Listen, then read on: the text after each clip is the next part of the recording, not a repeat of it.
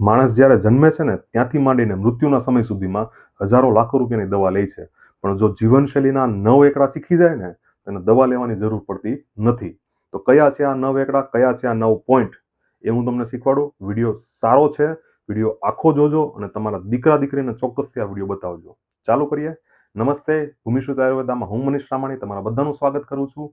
રોજ કહેવાની જરૂર ન હોય પણ આજે તમને કહું છું કે મારી ટીમ, આખી ટીમ તમારા માટે એટલી મહેનત કરતી હોય તો વિડીયોને એક લાઈક ચોક્કસથી કરતા જજો. નંબર 1, નાહવું.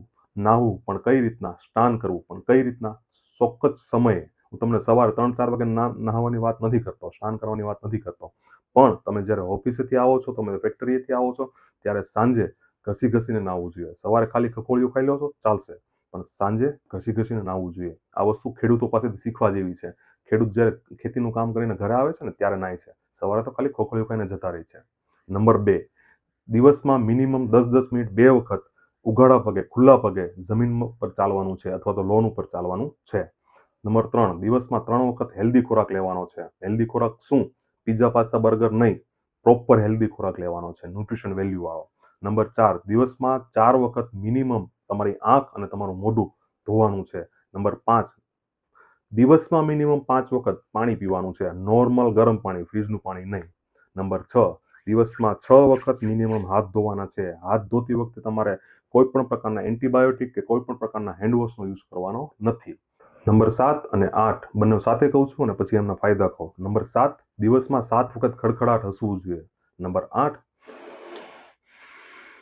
દિવસમાં 8 વખત ઊંડો શ્વાસ લેવો જોઈએ. હવે એના બેના ફાયદા શું?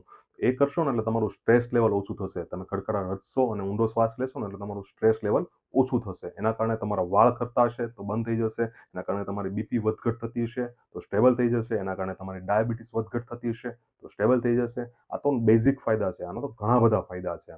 નંબર 9, મોસ્ટ ઇમ્પોર્ટન્ટ, તમારા માટે પણ અને તમારા બાળકો માટે પણ.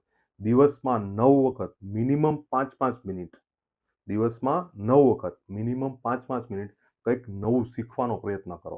જીવનશૈલી વિશે કંઈક નવું શીખો. તમે ગૃહિણી છો, હોમમેકર છો તો ઘર વિશે કંઈક નવું શીખવાનો પ્રયત્ન કરો. રસોડા વિશે કંઈક નવું શીખવાનો પ્રયત્ન કરો. તમે બિઝનેસમેન છો તો બિઝનેસની અંદર કંઈક નવું શીખવાનો પ્રયત્ન કરો. તમે સ્ટુડન્ટ છો તો સ્ટુડન્ટ નવા ટોપિક તરીકે કંઈક નવું શીખવાનો પ્રયત્ન કરો. તો આ વસ્તુ ખૂબ જરૂરી છે.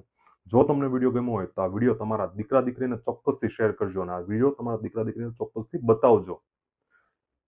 આવા જ ટોપિક માટે, આવા જ જીવનશૈલી માટે, આયુર્વેદ જીવનશૈલી માટે અમને ફોલો કરો. નમસ્તે, જય શ્રી કૃષ્ણ, જય આયુર્વેદા.